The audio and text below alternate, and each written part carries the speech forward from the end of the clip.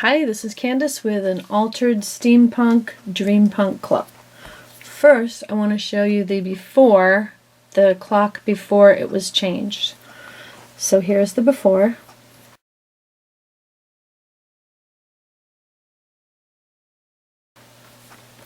And now here is the after.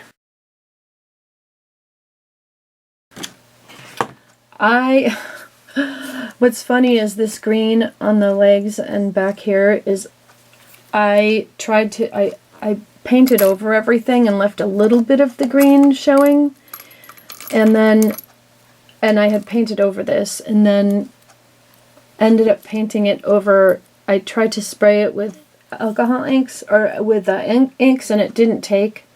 It just wouldn't take the color, so I decided to try the Lumiere paint, the metallic paint, and I got this green paint.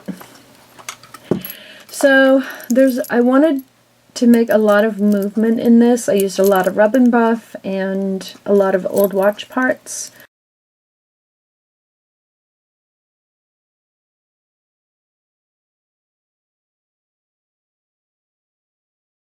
And the clock was not working, and when I pulled it out, the battery was all corroded, and once I got all the smegma out of there, lo and behold, I put a new battery in and it worked. So that's pretty cool. So here's the front, and here is the side.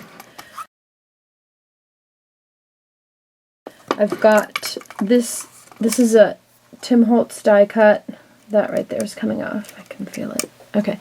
I've got Tim Holtz die cuts, and I had this really cool chipboard, and I just was going through the stack and I was like, that is perfect. It's perfect with the green and gold. I didn't have to do anything to it. This is spare parts, and then I just added a bunch of, there's a couple keys. I painted these corners black and then rub and buffed over them. And then I added these dichroic glass and these on top of these filigree pieces. This is a button, and I think you call this Mystic Topaz. If you look at it from different angles, it changes color. It's really cool. Tim Holtz right there. So the other side is pretty much the same. The only difference is I didn't put all those other extra pieces here because I had this dangle, and there's a dichroic glass there, more dichroic glass down here, and then this spins. I wanted some movement in this. I wanted to be able to touch it a little bit, even though it's probably just going to go up on a shelf somewhere. So then even this key piece, this key moves back and forth, so I wanted a little bit of movement. This little glass tube came in a bunch of watch parts, and it was empty, so I just put some little parts in there. I wanted to make something steampunk, but I wanted it to be a little more blingy and just add a little more color, so I really wanted to add some of these dichroic glass pieces, and that's what these sort of multicolored pieces are. So the top still comes off, and those are this is actually attached on here on the corner, so it should always go back where it belongs. You can see I've made some charms out of these pieces by wrapping wire around it. There's a piece down here. This is dichroic glass.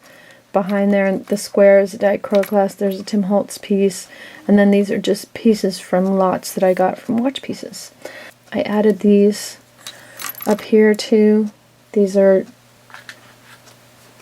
just rivets. So this piece behind here is I got from Carrie just recently from the swap, and I love that filigree piece.